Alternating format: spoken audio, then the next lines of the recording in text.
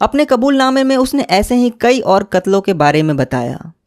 फिर जब पुलिस ने राघव से 2 साल पहले एक के बाद एक लगातार हो रहे मर्डर के बारे में पूछा तो उसने कहा कि हाँ, वो सभी मर्डर उसी ने किए थे और 1965-66 के बीच उसने लगभग 24 मर्डर किए थे और कुल मिलाकर उसने अपने कबूलनामे में 41 मर्डर करने की बात को कबूला।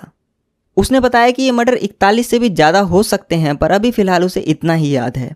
जब पुलिस ने उससे पूछा कि उसने इतने सारे लोगों को क्यों मारा तो वो बोला कि ये सब गंदे लोग थे और भगवान ने मुझे इन सबको मारने के लिए कहा था।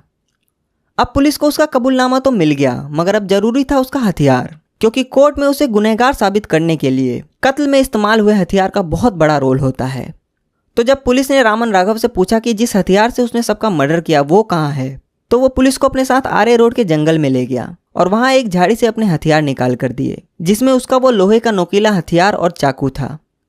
उसके बाद पुलिस ने जोगेश्वरी के उस लोहार का भी बयान दर्ज किया जहां राघव ने अपना हथियार बनवाया था, और फिर राघव के दोस्त माइकल का भी बयान लिया और एक मजबूत केस बनाया। रामन राघव के पकड़े जाने के लगभग 10 महीने बाद 2 जून 1969 को कोर्ट में राघव का मुकदमा शुरू होता है। मगर मुकदमा शुरू होते ही डिफेंस के वकील PV पवार राघव के बचाव में बोलते हैं कि रामन राघव की दिमागी हालत ठीक नहीं है। उसने जब भी कोई कत्ल किया तो उसे ये मालूम ही नहीं था कि वो क्या कर रहा है और वो इस लायक नहीं है कि अपने ऊपर लगे इन इल्जामों को डिफेंस कर सके। मगर सरकारी वकील MB वोरा ने डिफेंस की सभी बातों का विरोध किया। दोनों वकीलों की बात सुनने के बाद कोर्ट ने रामन राघव को दिमागी चेकअप के लिए बॉम्बे के पुलिस सर्जन के पास भेजा, जिन्होंने अगले 3 हफ्ते तक राघव की दिमागी हालत को परखा और फिर कोर्ट में अपनी रिपोर्ट भेजी।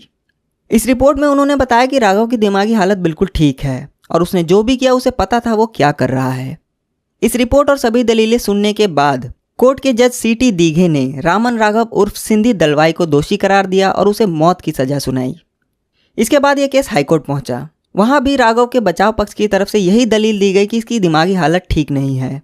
तो हाईकोर्ट ने 3 साइकेट्रिस्ट की एक टीम बनाई, जिन्होंने रामन राघव के कई इंटरव्यू लिए और अपनी रिपोर्ट में उन्होंने कहा कि राघव क्रॉनिक पैरानॉइड सिजोफ्रेनिया नाम की एक बीमारी से ग्रस्त है, जिसमें कि इंसान को यह पता नहीं होता कि वो जो कर रहा है वो सही है या गलत। जब यह रिपोर्ट कोर्ट में पेश की गई तो हाईकोर्ट ने 4 अगस्त 1987 को रामन राघव की मौत की सजा को उम्र कैद में बदल दिया और उसे पुणे की यरवदा जेल भेज दिया गया। और फिर इसके 8 साल बाद 1995 में किडनी फेल होने की वजह से ससून हॉस्पिटल में रामन राघव की मौत हो गई।